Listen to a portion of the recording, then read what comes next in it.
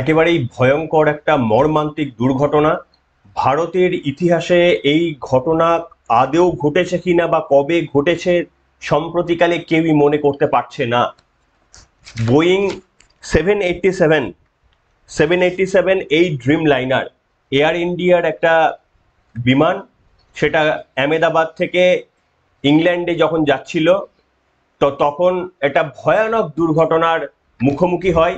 ওড়ার মাত্র 6 মিনিটের মাথায় প্রায় 600 কিলোমিটার উঁচু থেকে একেবারেই রানওয়ে থেকে টেক অফ করার পরই কিছুটা দূরে গিয়ে, আপনারা জেনে গিয়েছেন, কিছুটা দূরে গিয়ে ভারসাম্য রাখতে না পেরে সেটা কার্যত বাঁদিকে হেলে যায়।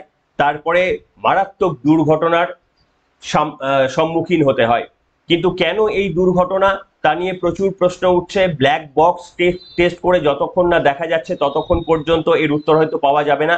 কিন্তু আমি আপনাদের সামনে জানাবো যে প্রাথমিকভাবে কি কি শোনা যাচ্ছে, এই দুর্ঘটনার পেছনে আসল কারণ কি শোনা যাচ্ছে আজকের পর্বে আমি আপনাদের সামনে বলবো। কিন্তু তার আগে আমি একটা ছোট্ট ভিডিও দেখাবো, এই মর্মান্তিক ভিডিওটা আপনারা একবার দেখুন। In the airport. We are in the airport.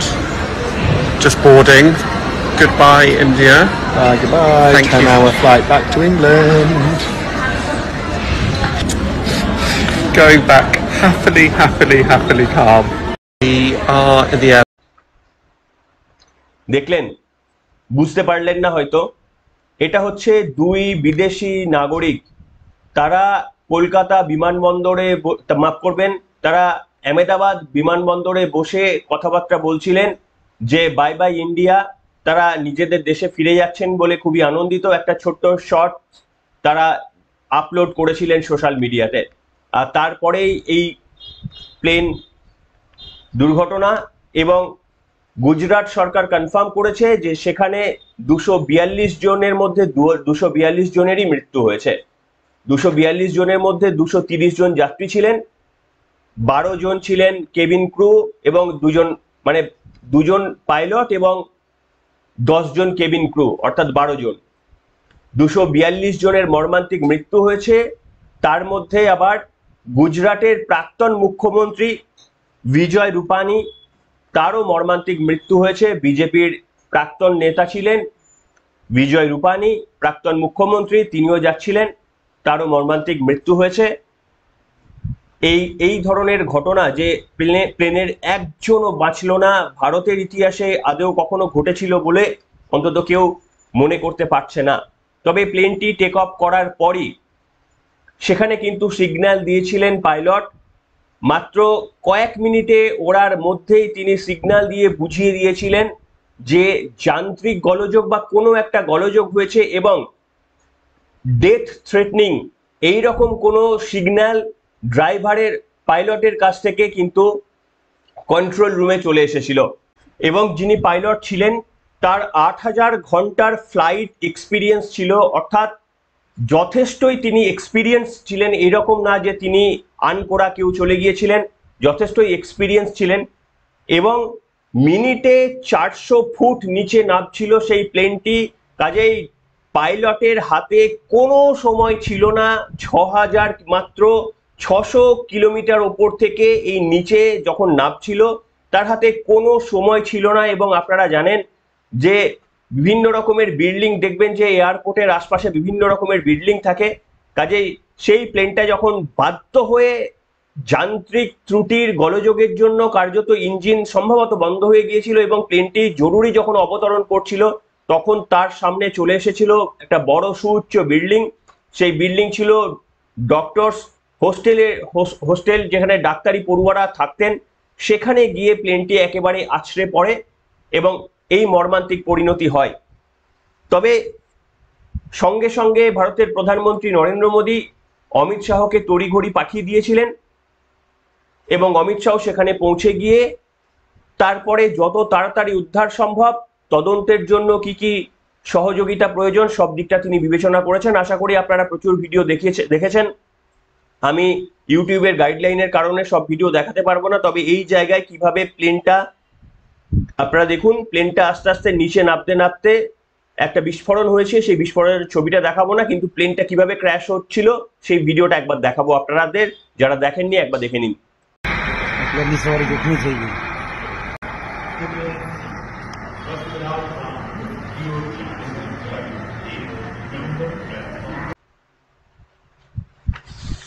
দেখলেন, এই হচ্ছে ভয়ানক পরিস্থিতি। কিন্তু এখানেই প্রশ্ন হচ্ছে যে ড্রাইভারের 8,000 কিলোমিটার ফ্লাইং এক্সপিরিয়েন্স থাকা সত্ত্বেও কেন তিনি এই মারাত্মক পরিস্থিতির হাত থেকে এড়াতে পারলেন না।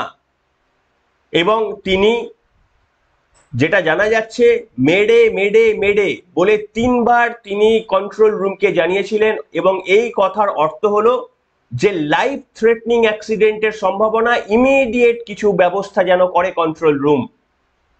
এটা একটা ফ্রান্সের তৈরি একটা শব্দ, মেডে। সেই মেডে মেডে মেডে বলে 3বার বলেছিলেন পাইলট। এই প্লেন ক্র্যাশ করে যাওয়ার আগে তিনি বুঝতে পেরেছিলেন প্লেন ক্র্যাশ করে যাচ্ছে, ইমিডিয়েট কিছু করতে হবে, কন্ট্রোল রুমকে জানিয়েছিলেন। কিন্তু কন্ট্রোল রুমের তরফ থেকেও সময় পাওয়া যায়নি। তার কারণ একেবারে অতি দ্রুত মাধ্যাকর্ষণ টানের জন্য অতি দ্রুত সেটা নিচে নামতে থাকে। এবং আপনারা আরো কিছু কারণ ছিল, প্লেনটা একেবারে ভর্তি ছিল, অর্থাৎ যথেষ্টই ওজন ছিল। তাছাড়া প্লেনের মধ্যে, যেহেতু প্লেনটা একটা লং জার্নির দিকে যাচ্ছিল, ইংল্যান্ডে যাচ্ছিল, তাই প্লেনটার মধ্যে ফুয়েল একেবারেই ভর্তি ছিল। সেই কারণে প্লেনটা যেমন ভারী ছিল, সেই মাধ্যাকর্ষণের জন্য প্লেনটা খুব সত্বর ইঞ্জিন বন্ধ হয়ে যাওয়ার ফলে নিচে নামতে থাকে।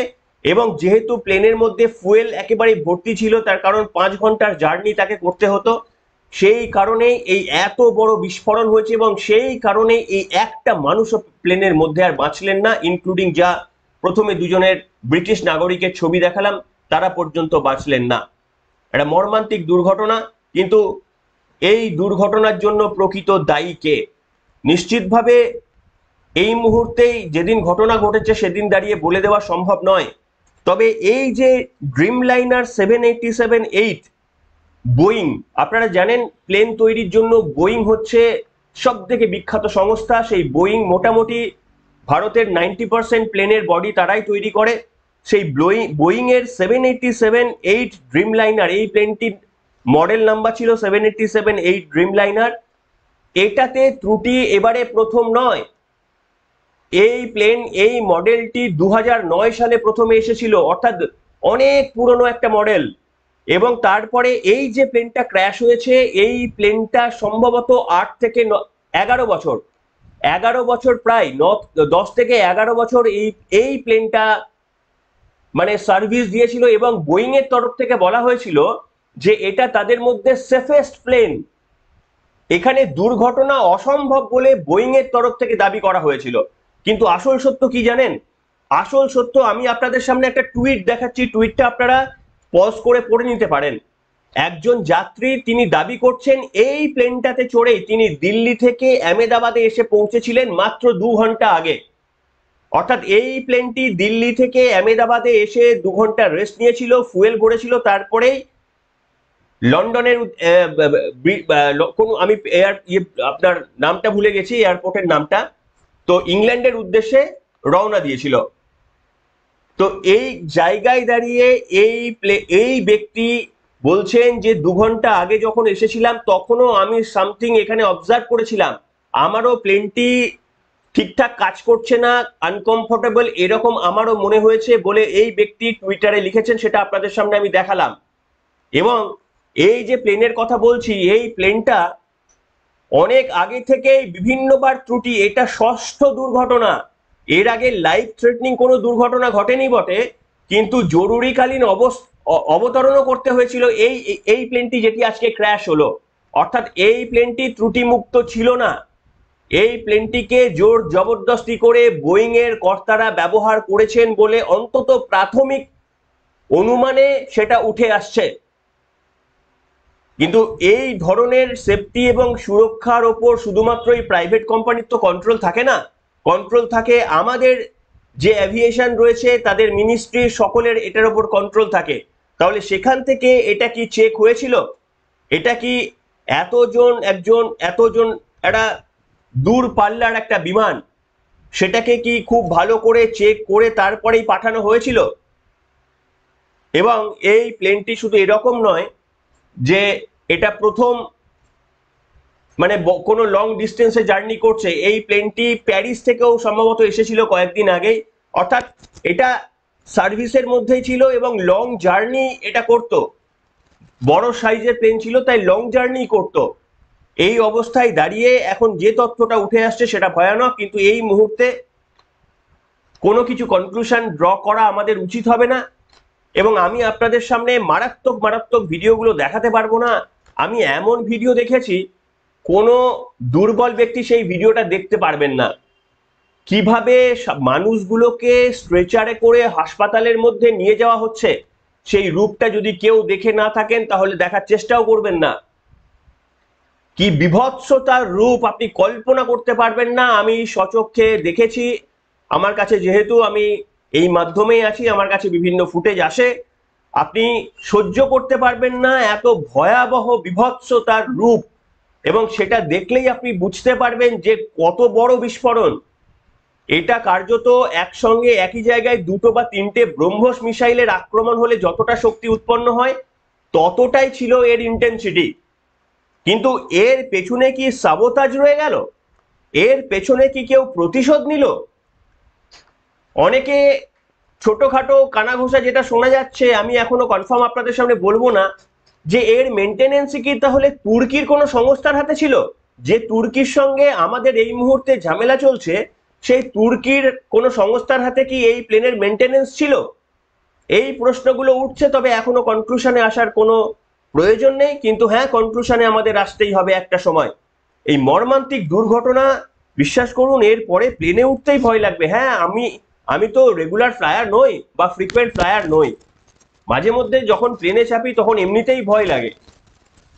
তার কারণ ওই টেক অফ আর হচ্ছে যখন ল্যান্ড করে, এই দুটো সময় সব থেকে বেশি ভয় করে। তার কারণ এই সময় মানে অ্যাক্সিডেন্ট গুলো এই সময়ই হয়। কিন্তু জেনে বুঝে একটা প্লেন আনফিট, একটা প্লেন এর আগে ছবার ছোট বড়, হ্যাঁ ডেথ থ্রেটের অ্যাক্সিডেন্টে কোনো হয়নি, কিন্তু ছোট বড় অ্যাক্সিডেন্টের সম্মুখীন হয়েছে, যান্ত্রিক গোলযোগ।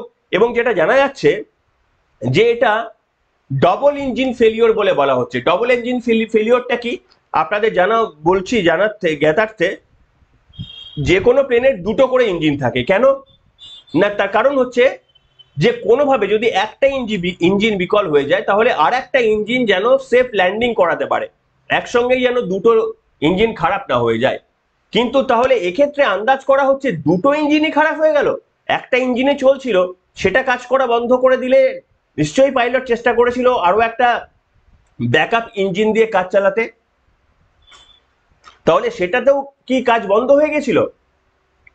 ডবল ইঞ্জিন ফেলিওর ছাড়া এই ধরনের দুর্ঘটনা অসম্ভব বলেই মনে করছে পাইলটরা। যাই হোক, আগামী দিনে তদন্তে পুরোটাই প্রকাশ্যে আসবে। এই মর্মান্তিক দুর্ঘটনার সমবেদনা জানানোর কোনো ভাষা নেই। আপনারা সকলেই সমবেদনা জানাবেন যে পরিবারগুলো ক্ষতিগ্রস্ত হলো। 59 জন ব্রিটেনের লোক ছিলেন, একজন কানাডার লোক ছিলেন, সবাই মৃত্যুর কোলে ঢলে পড়েছে। একজনও কিন্তু আর আমাদের এই পৃথিবীতে নেই। তাদের আত্মার শান্তি কামনা করি, পরিবারদের সমবেদনা জানাই, এছাড়া আর কোনো বক্তব্য নেই।